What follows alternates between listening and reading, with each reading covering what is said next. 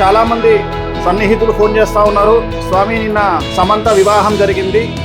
మరి పోయిన సంవత్సరము 16 నెలల క్రిందట నాగ చైతన్య శోభిత వివాహం జరిగినప్పుడు చాలామంది మిమ్మల్ని తిడుతూ, మిమ్మల్ని టార్గెట్ చేస్తూ, చాలా విపరీతంగా మిమ్మల్ని ట్రోల్ చేస్తూ, మీ గురించి డిబేట్లు పెడుతూ, ఎవరు అడిగారని చెప్పేసి వేణుస్వామి నాగ చైతన్య శోభిత జాతకాలను బహిర్గతం చేసినాడు అని చెప్పి విమర్శించిన వాళ్ళు, చాలామంది మనోభావాలు దెబ్బతిన్నాయని బాధపడిన వాళ్ళు ఇవాళ ఉదయం నుండి చాలామంది జ్యోతిష్యుల దగ్గరికి వెళ్ళి మైకులు పట్టుకొని, మెయిన్ స్ట్రీమ్ మీడియా కూడా మైకులు పట్టుకొని, ఎందుకు ధనిష్ట నక్షత్రం వాళ్ళ నోట్లలో మైకులు పెడుతూ సమంత జాతకం ఎలా ఉండబోతా ఉంది, మగపిల్లవాడు పుడతాడా, ఆడపిల్ల పుడుతుందా, మరి అదేదో వెరైటీ జాతకం పెళ్లి చేసుకుందట సమంత, అలాగే సమంత భార్యాభర్తలు రాజనెమ్మూరి కలిసి ఉంటారా, విడిపోతారా, వాళ్ళ ఇప్పుడు మౌఢమిలో పెళ్లి చేసుకున్నారు, ఎలా ఉంది అని చెప్పేసి చాలామంది మైకులు పట్టుకొని జ్యోతిష్కుల నోళ్లలో మైకులు పెట్టి మరీ అడుగుతున్నారు. స్వామి, మరి మీకేమనిపిస్తోంది అని చెప్పి చెప్తా ఉన్నారు చాలామంది.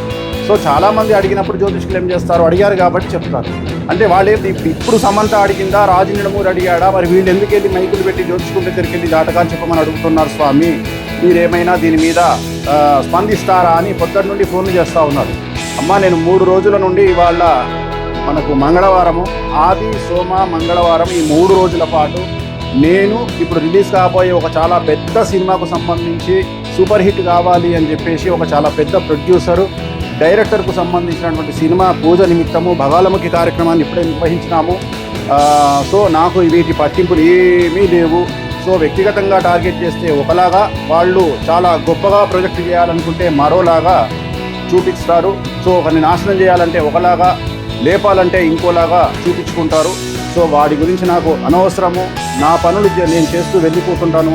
ఆ తిరుమల వెంకటేశ్వర స్వామి వారు, అలాగే ఆ కామాఖ్య అమ్మవారు, బగాలముఖి చిన్నమస్త అమ్మవార్లు, సో నాకు ఏ విధంగా నన్ను సేవ్ చేసుకోవాలి అనేది ఆ అమ్మవార్లకే వదిలేసి నా ప్రయాణాన్ని నేను ముందుకు కొనసాగిస్తూ ఉంటాను. ఓం బగలాముఖి దేవి నమః. నెక్స్ట్ చిన్నమస్త కార్యక్రమం